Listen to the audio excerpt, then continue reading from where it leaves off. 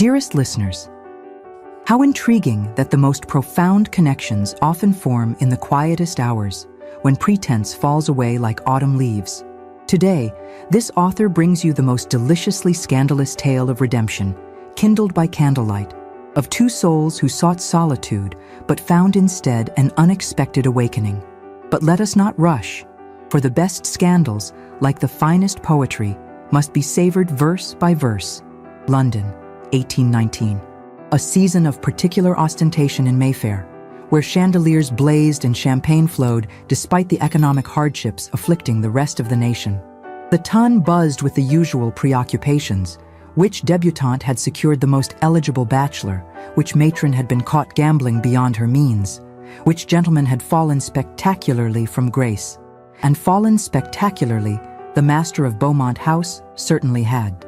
3 years prior, society had witnessed the most delicious scandal to grace its drawing rooms in a decade. This author has it on good authority that the handsome heir to the Beaumont title had been discovered in a most compromising position with the Marchioness of Hartley, a lady whose husband's influence extended to the highest echelons of government. The scandal had been exquisite in its timing, mere weeks before the young aristocrat's wedding to the season's incomparable Lady Caroline Mercer. One must confess, this author had always held a particular fascination for men who defied convention, though perhaps not quite so spectacularly.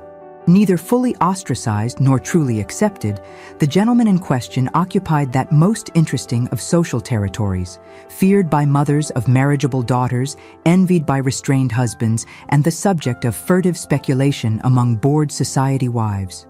The current titled gentleman, for his father had succumbed to a fatal apoplexy shortly after the scandal, some say, from the shame of it, now moved through London like a shadow.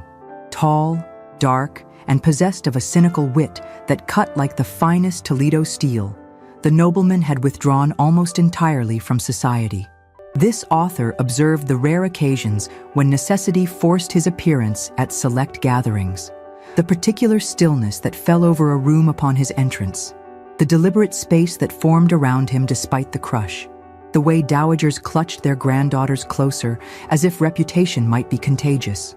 In a modest townhouse in Bloomsbury, another soul prepared for an unexpected change in circumstance. The spinster daughter of a respected scholar reviewed the letter offering her a position organizing the extensive library at Beaumont House, her practical nature warring with a secret thrill at the prospect of access to one of London's finest private collections. Would you believe, dearest listeners, that despite being firmly on the shelf at 26, this young woman possessed a particular light that society's narrow gaze had somehow missed?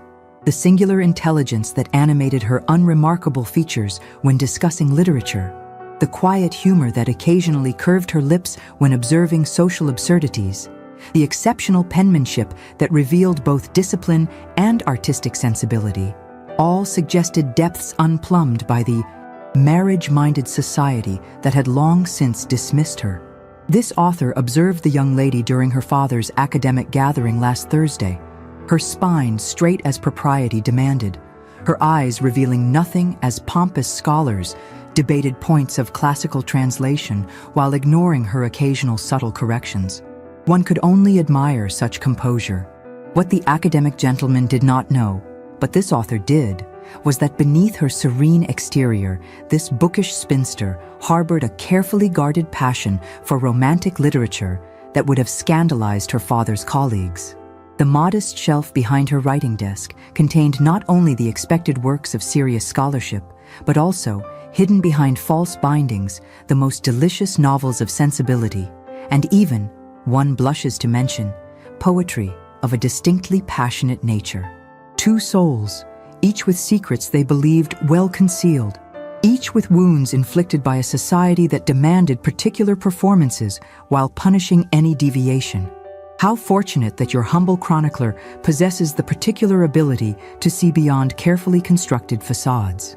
The library at Beaumont House, a magnificent 2-story chamber that would have made even the most esteemed bibliophile weep with envy. This author watched with particular interest as the noble gentleman paced the Turkish carpet, his agitation evident in the tense set of broad shoulders beneath exquisitely tailored superfine wool. Gentle listeners, steel yourselves for what transpired next, for even this author, who has witnessed countless first meetings, found herself holding her breath. The spinster entered the library with the particular quiet assurance of one who feels more at home among books than in drawing rooms. This author noticed how the afternoon light from the tall windows caught the unexpected auburn highlights in her simply arranged brown hair, a feature that might have been considered striking had anyone bothered to look closely enough. More significantly, this author observed the nobleman's reaction. Not the appreciative male assessment one might expect, but something far more intriguing. A flicker of wariness, as if sensing a potential disruption to his carefully ordered isolation. What the aristocrat saw was not merely a suitably qualified librarian, though with her exceptional knowledge of cataloging systems, ancient languages, and literary history, the young woman certainly qualified, but a disquieting embodiment of unaffected intelligence draped in modest gray wool. A woman whose direct gaze and practical manner suggested someone immune to both his charm and his notoriety. Or so one might perceive, if one had spent 3 years cultivating indifference as a shield against society's judgment. This author watched with fascination as the master of the house struggled to maintain his customary sardonic detachment during the interview. His questions delivered with the particular drawl that suggested boredom, while his eyes remained unnervingly attentive.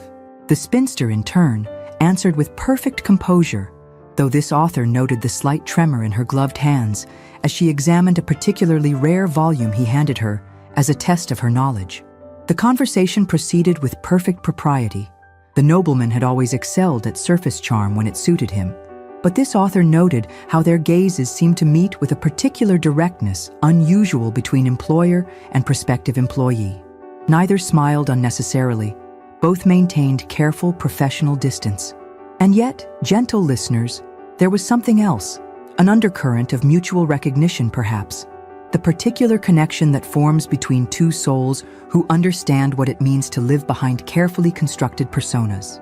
The interview concluded with the aristocrat's somewhat unexpected offer of generous terms, delivered with the particular inflection that suggested he had intended greater negotiation, but found himself unwilling to risk her refusal. The spinster accepted with a slight inclination of her head, her quiet thanks carrying that particular quality of dignity that acknowledges an opportunity without fawning gratitude. As the new librarian was shown to the small but elegantly appointed office adjoining the library, this author observed the master watching her departure with an expression of perplexed irritation, as if he had inadvertently acquired not merely an employee, but a puzzle his cynical mind could not immediately solve. In the weeks that followed, this author observed the most fascinating pattern emerge at Beaumont House. The titled gentleman, who had previously treated his ancestral library with benign neglect, suddenly developed a keen interest in its reorganization. The spinster, accustomed to working in solitude at the British Museum's reading room, found her carefully planned cataloging system subjected to increasingly frequent chance inspections by her employer. More curious still was how these encounters began to shift to the evening hours. The genesis of their midnight ritual occurred most unexpectedly, on a particularly bitter January night. This author has it on excellent authority that the master of the house, plagued by his usual insomnia, descended to the library well past midnight, seeking solace in brandy rather than books. Upon entering his sanctuary, the nobleman found himself confronted with an unexpected intrusion. The librarian, still at her desk, surrounded by stacks of ancient folios. The aristocrat's expression, this author was informed by a particularly observant footman who had been stoking the fires, transformed from surprise to evident irritation. His sardonic inquiry as to whether the young woman had perhaps confused day with night carried the particular edge that had caused more than one servant to seek employment elsewhere. What happened next altered the course of their acquaintance entirely. The spinster, rather than offering flustered apologies, merely glanced up from her work with the particular clarity of gaze that comes from deep intellectual absorption. Her quiet observation that Donne's poetry, The volume currently open before her was perhaps best appreciated in the same dark hours that had inspired it, contained no impertinence, yet carried a scholarly confidence that momentarily silenced the master. The nobleman, clearly prepared for timidity rather than literary insight, found himself drawn against his will to examine the text in question. Minutes stretched into a quarter hour as employer and employee fell into unexpected discussion of Dawn's metaphysical conceits. The aristocrat's extensive classical education and the spinster's remarkable literary memory proved so evenly matched that both appeared to forget momentarily the impropriety of their midnight conversation. When the household clock chimed 2, the spell broke, with the master retreating hastily to his apartments. Yet the following night found him again in the library at a similarly inappropriate hour, ostensibly seeking a particular volume, but lingering to inquire about the progress of cataloging a collection of Renaissance manuscripts. Thus began an unspoken arrangement. The official workday would end at a reasonable hour, but those who found themselves wakeful in the small hours were permitted, nay, encouraged, to continue their respective pursuits in the library's sanctuary. One must confess a certain admiration for the artfulness of this arrangement. For what could be more proper than an employer and employee working in the same grand space, separated by towering shelves, absorbed in their respective tasks? And what could be more intimate than the particular hushed quality of conversation that emerges in the midnight hours when the rest of the household slumbers and social masks begin to slip? Mrs. Patterson, the housekeeper, remarked upon the peculiar schedule to this author during a chance encounter at the Modiste, her voice carrying that particular inflection that indicated both concern and reluctant approval. This author watched the good woman's expression soften as she described finding the library in disarray one morning, teacups and a decanter of brandy on a side table, books spread across every surface, and the master asleep in his chair with a volume of Byron open on his lap. "The first peaceful sleep he's had in years," the housekeeper had whispered, with the particular loyalty of long service. What fascinated this author most was the transformation that occurred in both parties during these midnight sessions. The aristocrat, so carefully cynical in daylight hours, would gradually display a scholarly enthusiasm that bordered on boyish excitement when discussing a particularly rare text or historical curiosity.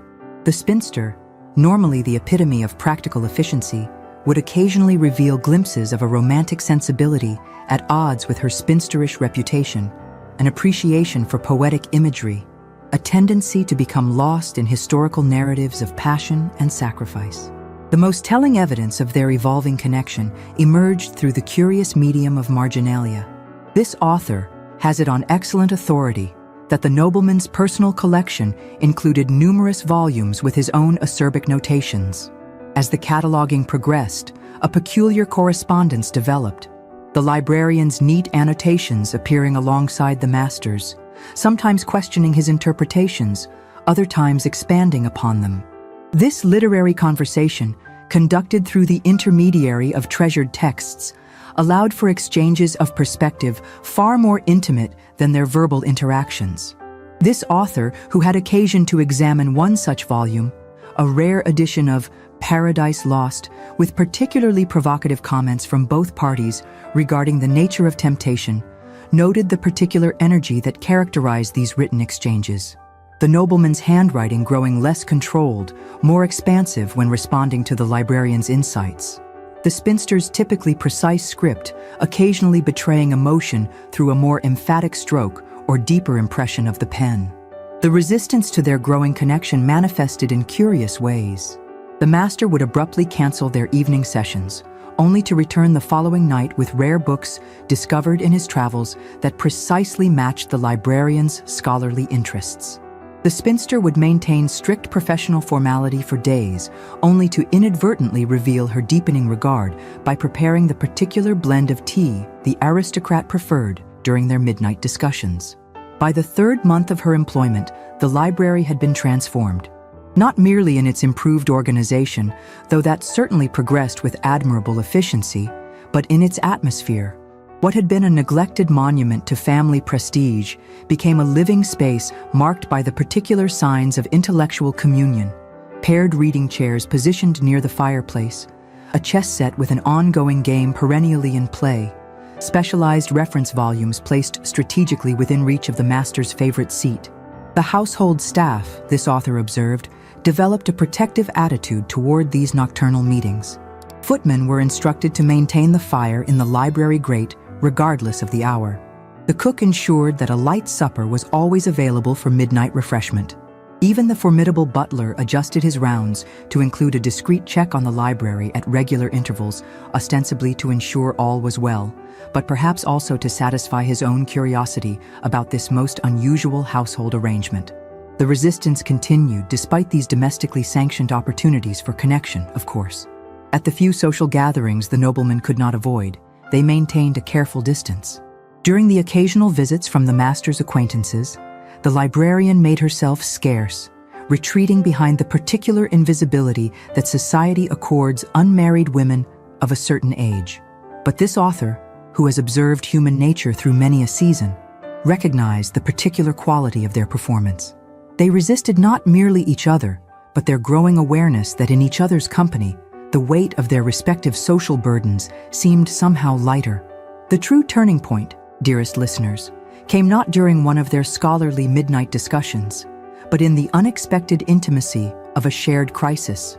This author, who occasionally finds herself in the right place at precisely the right moment, happened upon the most remarkable scene at Beaumont House during a particularly violent spring storm. The titled gentleman, returning late from his club, entered the library to find his librarian atop a precariously balanced ladder, attempting to secure a section of the ceiling where rainwater had begun to seep through. This author observed with particular interest as the nobleman's expression transformed from surprise to alarm, to something approaching admiration at the spinster's practical response to the emergency. Without a moment's hesitation, the aristocrat shed his elegant evening coat and joined the effort to protect his precious volumes. This author, who had sought shelter from the downpour in the Beaumont House vestibule, a fortunate coincidence that certain cynics might question, though your humble chronicler assures you it was mere happenstance, observed through the partially open library door as employer and employee worked side by side with unprecedented physical proximity. Books were rapidly relocated from the endangered shelves, valuable manuscripts wrapped in protective oilcloth, and furniture rearranged to catch the persistent drips. This author noted with particular fascination how their customary awkwardness dissolved in the face of practical necessity.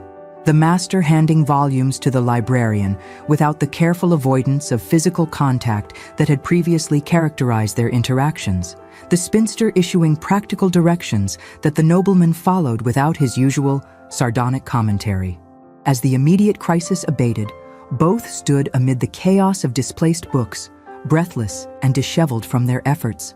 This author, concealed behind a convenient drapery, having been graciously admitted to the front hall by a distracted footman, observed a profound shift in their dynamic. With social masks literally dampened by their exertions, the aristocrat's usually immaculate cravat askew, the librarian's neat coiffure coming undone in tendrils around her flushed face, they regarded each other with the particular clarity that sometimes emerges in moments of shared purpose. It was the nobleman who broke the silence, his voice lacking its usual defensive drawl as he expressed not merely gratitude for the librarian's quick thinking, but a deeper appreciation for her evident care for his ancestral collection.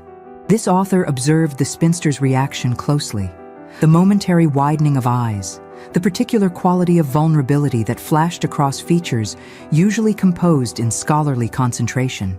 Her response when it came carried neither the deference of an employee nor the practiced modesty of a spinster acknowledging praise. She spoke instead with the particular directness of one who has glimpsed behind social facades, noting that perhaps the master's reputation for careless disregard of his heritage had been greatly exaggerated, a gentle challenge to the public persona he had cultivated since his disgrace. Oh, gentle listeners, this author nearly gasped aloud at the transformation in the nobleman's expression. To witness the momentary fall of cynicism from features so long arranged in sardonic amusement, how terribly revealing and terribly significant. The aristocrat's quiet acknowledgement that certain reputations, once established, become almost impossible to shed, revealed more of his private suffering than perhaps he intended. The librarian's response that reputations, like books, benefit from careful recataloguing rather than hasty judgment struck a chord so profound that this author observed the gentleman physically step back, as if the force of understanding had actual weight. They stood in silence amid the disordered library, the storm still raging beyond the windows, but somehow diminished in significance compared to the internal tempests visibly playing across the nobleman's features. This author observed how they had unconsciously positioned themselves in physical alignment, both facing the rain-lashed windows rather than each other, as if the direct contemplation of their shifting connection might prove too overwhelming. What happened next, dearest listeners, might seem inconsequential to those who measure intimacy only in physical terms. As they finally moved to restore order to the library, the master reached for a particular volume, a rare edition of Dante's Inferno with illuminated pages, at precisely the same moment as the librarian. Their hands met, not in the accidental brush of fingers that romance might dictate, but in the firm clasp of shared purpose, both instinctively moving to protect the same treasured work from water damage. Neither immediately withdrew, the momentary connection extending just beyond what necessity required, their gazes meeting over the rescued volume with the particular intensity that comes when minds accustomed to solitude recognize a kindred intelligence. This author, who prides herself on discerning the significance of such moments, recognized it for what it was, not a conventional attraction based on physical beauty or social advantage, but something far rarer, the recognition between two souls who have found in each other an unexpected sanctuary from the particular loneliness of living behind society's expectations. They separated naturally, returning to the practical task of restoration with newfound awareness humming between them. But this author knew, as surely as she knows the difference between a genuine first edition and a clever forgery, that everything had changed.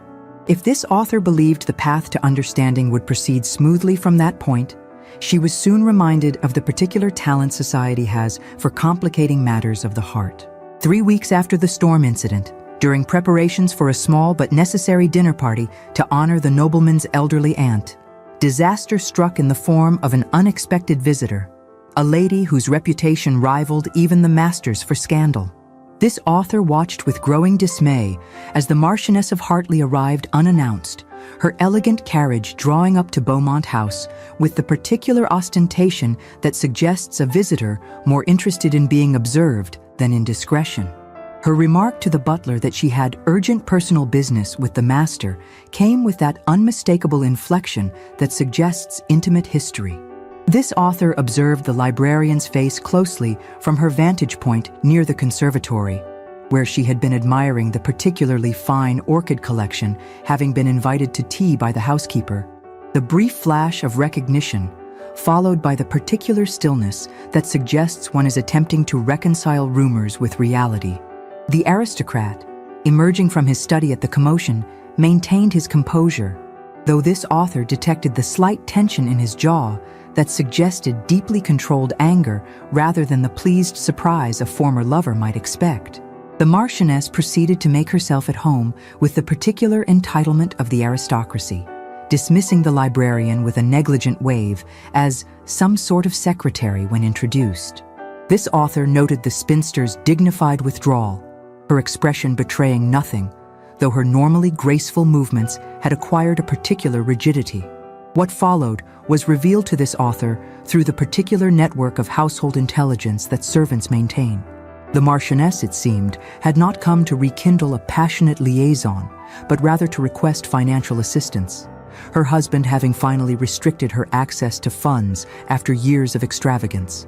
According to the particularly observant footman who served tea, the lady had suggested that the master's fond memories of their time together might incline him toward generosity. Gentle listeners, steel yourselves for what happened next. This author learned that the nobleman's categorical refusal had prompted the Marchioness to reveal her true purpose: blackmail. Apparently, she possessed certain letters written during their brief affair that, if made public, would reignite scandal and potentially damage the aristocrat's fragile reconciliation with his mother's family, from whom he expected a significant inheritance. The misunderstanding bloomed like a poisonous flower. To the librarian, glimpsing the Marchioness's triumphant exit from the study window, it appeared that the master had succumbed to either passion or coercion, that his apparent intellectual redemption had been merely another facet of a fundamentally flawed character. To those observing, including regrettably your humble chronicler, it seemed the natural conclusion. What the librarian did not witness, what this author would only discover later through her particular network of informants, was the nobleman's reaction after the Marchioness's departure. Rather than acquiescing to the blackmail, he had immediately summoned his solicitor to prepare for the legal and social consequences of refusing the Marchioness's demands. His preference for enduring renewed scandal rather than participating in dishonorable extortion revealed a moral core at odds with his cultivated reputation. In the days that followed, this author observed the most painful of domestic tensions. The librarian withdrew into formal perfection, fulfilling her duties with meticulous care but declining the midnight scholarly sessions that had become the household's open secret. The master, in turn, watched her retreat with increasing frustration, clearly baffled by the sudden change, yet unwilling to demand explanations that might reveal vulnerabilities on either side.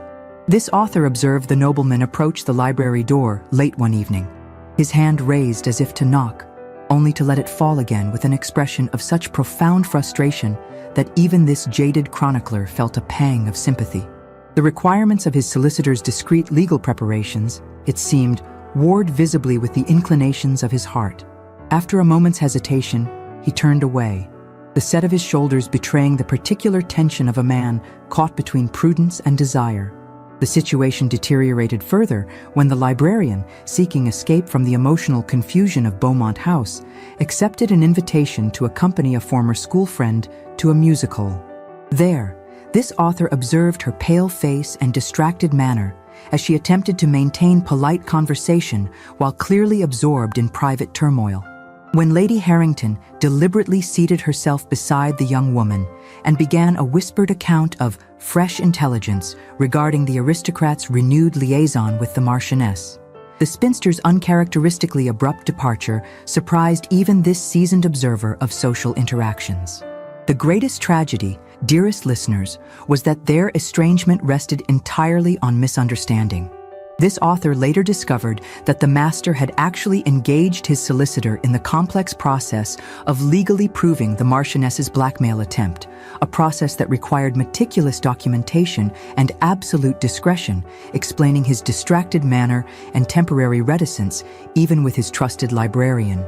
As April gave way to May, this author observed the librarian's increasing pallor, the nobleman's growing restlessness.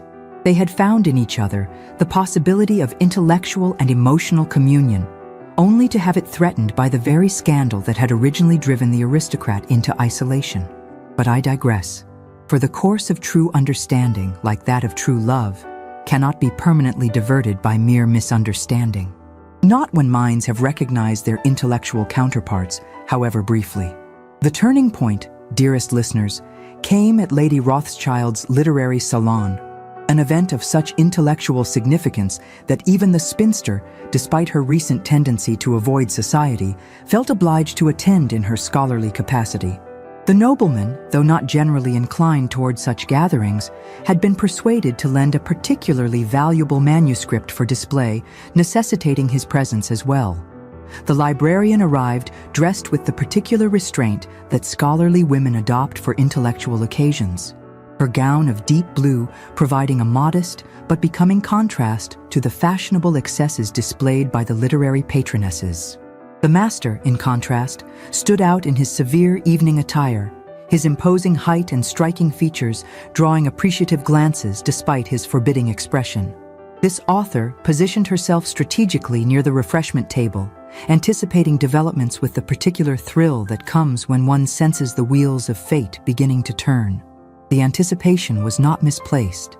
The Marchioness of Hartley, apparently having received no satisfaction from her private blackmail attempt, approached with the confidence of a woman accustomed to controlling narratives rather than being controlled by them.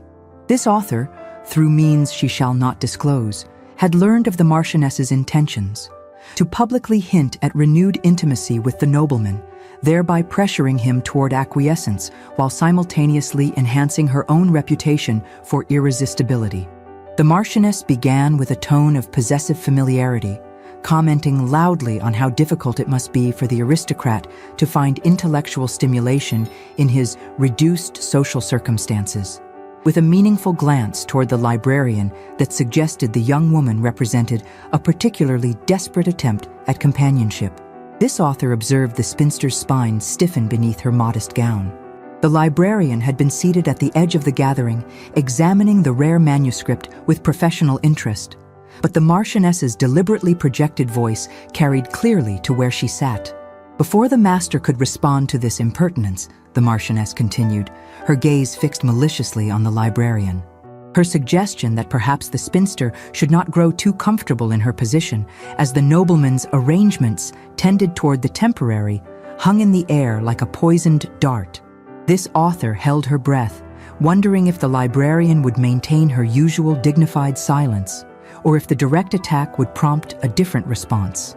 The answer came not in a dramatic confrontation, but in a quiet intervention that stunned the assembled literary society into rare silence. The spinster rose from her seat with the particular grace that comes from absolute certainty of purpose. Rather than addressing the Marchioness directly, she approached the manuscript display and began to speak, not of scandal or impropriety, but of the document itself. With scholarly precision and unexpected passion, she expounded upon the historical significance of the text, its place in literary tradition, and most pointedly, the character of the collector who had preserved it through centuries of potential neglect. Gentle listeners, the tableau that formed in that moment, the Marchioness's face flushed with frustrated rage at being so elegantly circumvented. The master's expression transformed from defensive tension to astonished admiration. And the assembled literary society, this author observed with particular interest, found themselves unwittingly educated on both medieval manuscripts and the true character of a man they had dismissed as merely scandalous. The librarian's scholarly discourse seamlessly incorporated observations that could only have come from intimate intellectual exchange with the master of Beaumont House. Her references to his meticulous restoration of damaged texts, his scholarly annotations on obscure historical points, and his financial support of several anonymous young authors painted a portrait utterly at odds with his public reputation as a cynical libertine. Without once directly addressing the Marchioness's insinuations, the spinster had effectively countered them through the simple expedient of revealing a truth more compelling than malicious gossip: the existence of a man of intellect and principle behind the mask of scandal. This author watched with particular delight as understanding dawned across the assembled guests, for the most influential minds of London's literary society had gathered, drawn by the manuscript, but now captivated by this unexpected glimpse into a private intellectual partnership. Whispers and meaningful glances rippled through the gathering, all eyes moving between the librarian's composed features and the nobleman's uncharacteristically unguarded expression. What happened next occurred with such unexpected grace that even this author, who prides herself on anticipating social drama, could scarcely credit it. The master crossed to where the librarian stood and, with deliberate care, took her hand in his. A public acknowledgement of connection that sent ripples of shock through the assembly. His statement that he was fortunate indeed to have found a librarian whose understanding of both books and human character exceeded anything he had previously encountered came with perfect clarity. The declaration delivered with such evident sincerity that even the most cynical observers, including, momentarily, your humble chronicler, found themselves moved. The Marchioness attempted one final thrust, withdrawing from her reticule a packet of letters tied with ribbon, her theatrical gesture clearly intended to remind the nobleman of her power to destroy his remaining social standing. The master's response came with quiet authority. His calm acknowledgement that youthful indiscretions, while regrettable, were less shameful than a mature woman's attempt to profit from them, silenced the room completely. His further remark that he would rather face honest consequences than dishonest salvation struck at the heart of the Marchioness's power, for blackmail succeeds only when shame exceeds courage. Gentle listeners, even this author, who has witnessed countless acts of both cowardice and courage, felt her heart swell at this declaration. For it was delivered not with the bravado of one who has nothing to lose, but with the quiet dignity of a man who has discovered something worth the risk of losing everything else. The Marchioness retreated in humiliation, her scheme to publicly pressure the nobleman thoroughly reversed. As the crowd dispersed into murmured speculation, this author observed the master escort his librarian toward the garden terrace, their expressions suggesting a conversation too meaningful for public witness.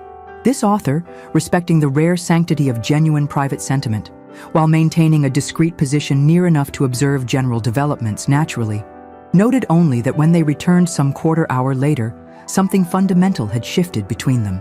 The librarian's face reflected a quiet joy that transformed her usually composed features.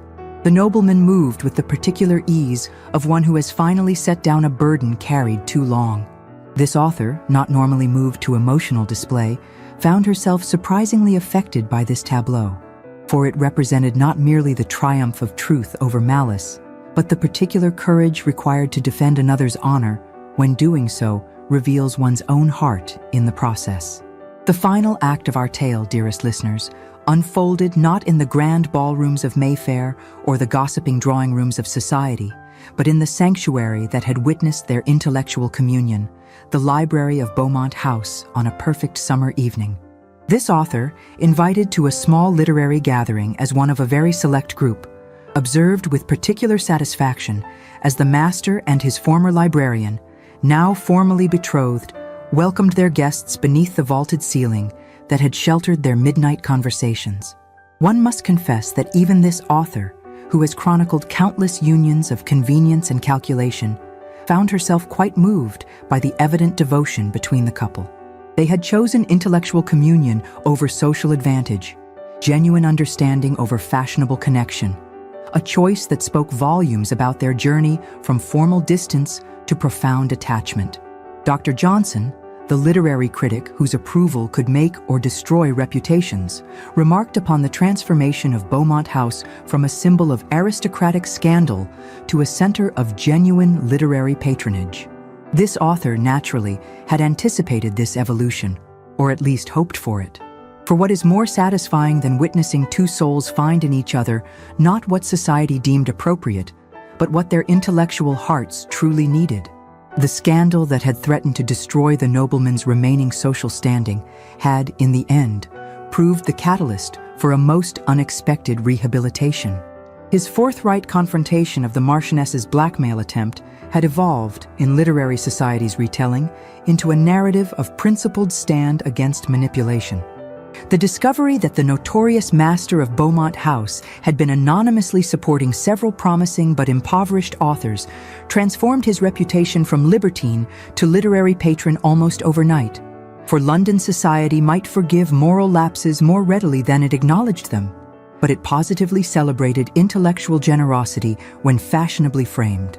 Similarly, the spinster's public defense of the nobleman's character, initially viewed with skepticism by some as a mere employee's loyalty, had gradually transformed into a romantic narrative of intellectual equals finding rare understanding, a story far more compelling to the literary set than mere scandal could ever be. This author observed with particular pleasure how the couple moved among their guests with the easy synchronicity of minds long accustomed to each other's patterns. When the master referenced an obscure literary allusion, the former librarian completed it without thought. When she sought a particular volume to settle a scholarly debate, he retrieved it from the exact shelf without direction. These small moments of intellectual intimacy, more revealing than any physical demonstration, confirmed what this author had recognized from their first contentious meeting: the rare connection of minds that society so often overlooked in its preoccupation with more conventional matches. The most touching moment came not during the formal announcement of their betrothal, but in a quiet exchange this author observed near the chess table where their midnight games had often unfolded. The nobleman, momentarily separated from his guests, approached his future bride with a small Morocco-bound volume. This author, positioned with remarkable timing near a convenient bookshelf, observed the spinster's expression as she opened it to discover not a conventional lover's token, but a first edition of obscure poetry she had once mentioned admiring. Her response, the particular luminosity that transformed her scholarly features from merely pleasant to genuinely beautiful, spoke more eloquently than conventional romantic effusions. The master's answering smile, entirely free of the cynicism that had been his social armor for so long, confirmed what this author had suspected, that their connection, founded on intellectual recognition and strengthened through literary communion, had evolved into something far deeper than society's shallow understanding of attraction could encompass. As the evening progressed, this author observed the subtle shifting of social perception in real time. The influential hostesses who had initially accepted invitations from curiosity rather than approval now assessed Beaumont House with calculating eyes, mentally repositioning it as a desirable destination for the intellectual set. Literary gentlemen, who had previously avoided association with the scandalous nobleman, now engaged him in earnest conversation, drawn by rumors of his extensive collection and surprisingly incisive scholarly insights. Most telling was the reaction of the young aristocrat's formidable aunt, Lady Westmoreland, whose approval had seemed an impossible achievement. This author overheard her grudging acknowledgement to a companion that while the match might lack the financial advantages one might wish, at least the girl has sense enough to manage him and the library both, and heaven knows that's more than poor Caroline would have managed. One might observe that the path to their happiness had been unnecessarily complicated by society's strictures and personal fears. Yet this author would suggest that perhaps the very obstacles they overcame were necessary to forge a connection of genuine strength. Like a text carefully preserved through centuries of potential neglect, their love had emerged intact despite the particular corrosive power of London scandal. As twilight descended and guests departed, this author watched the future couple retreat toward the library's most secluded alcove, the nobleman's hand resting lightly at the small of his betrothed's back, her head inclined slightly toward him as if continuing a conversation too absorbing to pause even for social niceties. Not the calculated withdrawal of a couple performing affection for social advantage, but the natural gravitation of two minds that had discovered in each other the particular sanctuary that comes only from being truly understood. And so, gentle listeners, another tale reaches its blessed conclusion. This author withdraws until our next encounter. Until then, remember, the greatest passions often kindle in the quietest hours, when pretense falls away and true selves emerge from shadow. Society will always have its judgments and expectations, but true connection speaks in shared insights, in mutual recognition, in minds that find in each other both challenge and completion. In the eternal battle between social convenience and intellectual communion, this author shall always favor the latter. Your devoted chronicler, Lady Ravenswood.